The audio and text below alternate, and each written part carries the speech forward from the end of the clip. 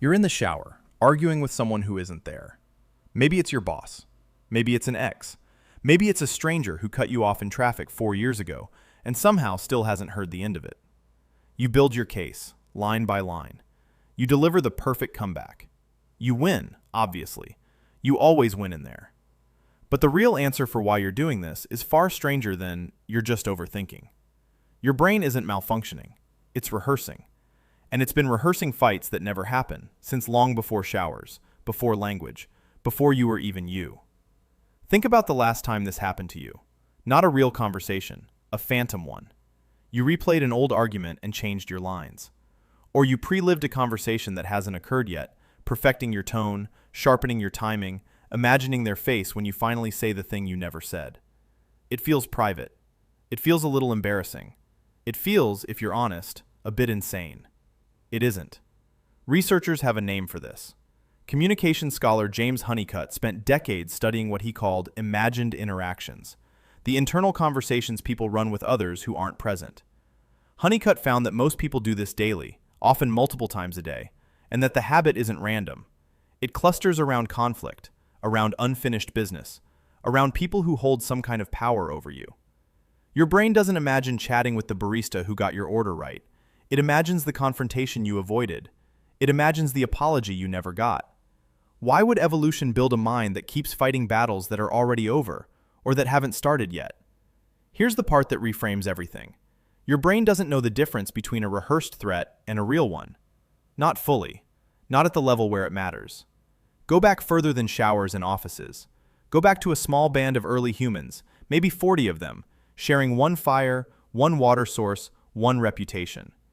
In that world, a conflict with another person wasn't a bad afternoon. It was existential. Losing status in the group could mean losing access to food. Losing an ally could mean losing protection from predators, from rival bands, from a hard season. Your ancestors who walked into confrontations unprepared did not, on average, walk out ahead. So the brain did what brains do. It found a workaround. Instead of waiting for the real threat to test your response, it started running simulations in advance. A little internal theater, casting you as the hero, running scenario after scenario, so that if the real moment ever came, you'd already have the lines memorized. This is called mental simulation, and it's cheap by evolutionary standards. Rehearsing a fight in your head costs no blood, no bruises, no risk of losing to someone stronger. It's the safest possible way to prepare for something dangerous. Your brain figured out it could practice conflict without the corpse. That single trick is still running in you right now. 40,000 years later, on a Tuesday, in the shower, over an email your coworker sent you 3 days ago. Notice what your mind chooses to rehearse. It's almost never the compliment you got. It's the criticism. It's almost never the moment things went fine. It's the moment they might go wrong. Psychologist Susan Nolan Hoeksema spent much of her career studying this pattern, which she called rumination, the tendency to loop back over negative or threatening material rather than neutral or positive material. Her research found something specific and a little unsettling. Rumination doesn't just happen to people who are unusually anxious. It happens to almost everyone, and it happens most around unresolved social threat.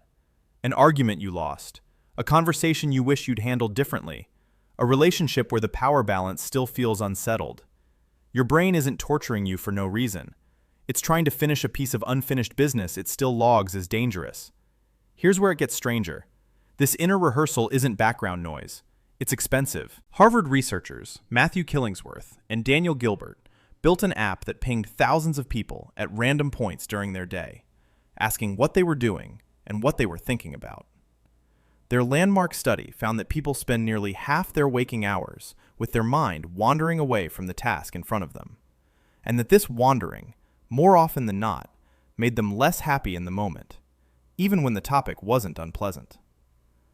The mind doesn't drift toward what's happening. It drifts toward what might happen, what almost happened, or what it wishes had happened differently. That imagined argument in the shower isn't relaxation. It's your nervous system quietly rehearsing for combat, while your body stands under warm water doing nothing remotely dangerous. You can feel this if you pay attention. Your jaw tightens during the imagined confrontation. Your heart rate ticks up. Your hands might curl slightly, like they're bracing for something. None of that is happening.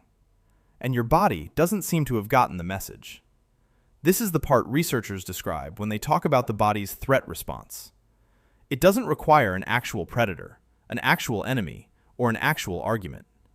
It only requires a vivid enough mental image of one. Your body reads simulation as data. It cannot fully tell the difference between a memory, an imagined future, and the present moment. So it responds to all three the same way, with the same chemistry, the same tightened muscles, the same alertness that once kept your ancestors alive at the edge of a fire in the dark. Which raises an uncomfortable question. If this system was built to protect you, why does it so often just exhaust you? Because the world changed faster than the system did. For most of human history, the threats worth rehearsing were rare and enormous. A conflict with a rival group, a confrontation over resources, something with real stakes that happened occasionally and then resolved, one way or another, and was over. Your brain wasn't built for a world with hundreds of low-grade social signals a day. It wasn't built for read receipts, for tone left ambiguous in a text message, for a comment on a photo that could mean nothing or could mean everything. It wasn't built to receive 100 tiny possible threats before lunch. So the same machinery that once ran a handful of high-stakes simulations a year now runs dozens of low-stakes simulations before breakfast. Same wiring, wildly different world. The system hasn't malfunctioned. It's simply never been updated for the environment it's currently running in.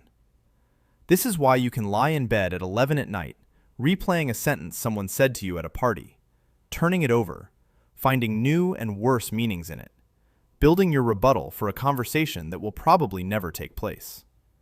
You're not weak. You're not broken. You're using a 40,000-year-old survival tool on a problem it was never designed to solve, because it's the only tool your brain has ever had. Here's the twist that makes this land differently once you see it. The rehearsal was never really about winning the argument. It was about restoring a feeling of control after your brain flagged a threat to your standing, your safety, or your belonging. The content of the imagined fight is almost irrelevant. What your brain actually wants is to walk away from the simulation feeling like it handled the danger. That's why the imagined argument rarely satisfies you for long. You can win it 100 times and still feel unsettled, because the real target was never the other person. It was the unresolved alarm sitting underneath the whole thing. So look at your own mind differently the next time this happens.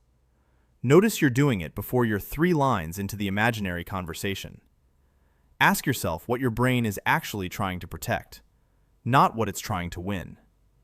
Because tonight, you'll probably end up in the shower again. And somewhere in your head, an old argument will start playing, with someone who isn't there, over something that may never happen. Only this time, you'll know what it really is. Not a flaw. Not a failure to move on. Just a 40,000-year-old bodyguard, still pacing outside a door no one is trying to open.